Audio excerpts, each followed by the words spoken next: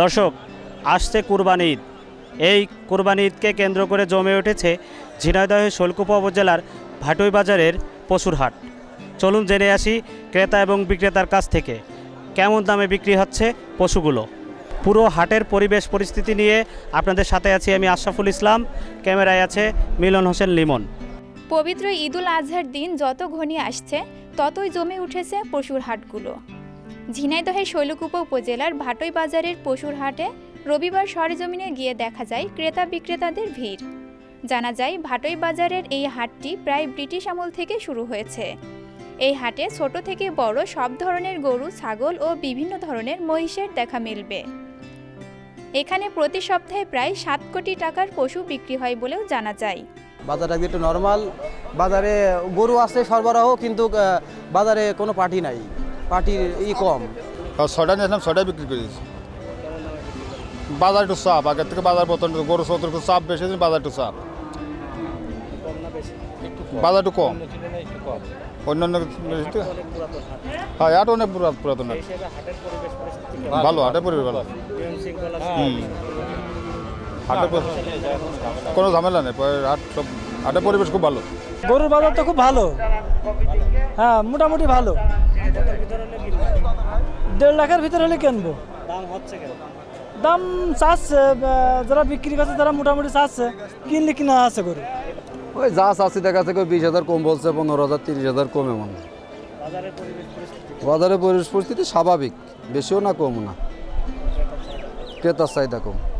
1992 সাল থেকে সাগরিকা বাজার, চট্টগ্রাম, এই বিবিরহাট বাজার, এগুলোতে মানে কি আমি পরিচালক ছিলাম আগে। এখন আমি কর্ণফুলী মসজিদটেক বাজার গিয়েছি।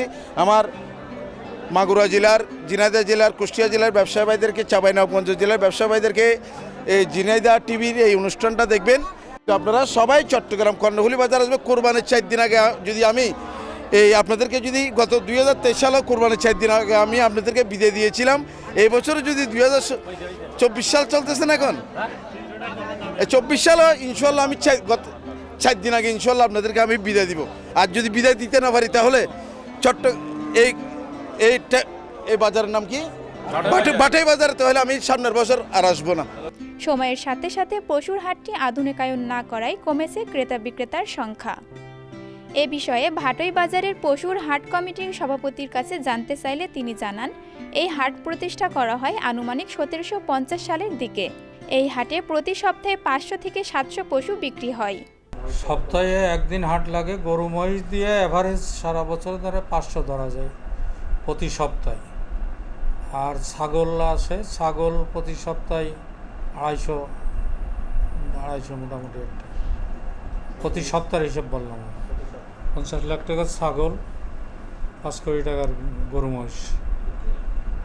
এই হাটে যত ব্যাপারী বাড়িতে আসে তার মানে সার্বিক নিরাপত্তার জন্য সব ধরনের ব্যবস্থা আমরা নিই। জাল টাকা চিহ্নিত করার জন্য মেশিন আছে আমাদের, এবং রাত্রি করে গাড়ি গরু লোড করা পর্যন্ত আমাদের লোকজন তাদেরকে পাহারা করে। বাড়িতে কেউ আসলে আমরা তাদের যত সুবিধা দরকার সেগুলো দেবো আর কি। আপনাদের সব রকম সুযোগ সুবিধার দেওয়া হবে, আপনারা কোনো অসুবিধার সম্মুখীন হবে না। এই ব্যাপারে হাট কমিটি সর্বপ্রকারের সহযোগিতা করবে।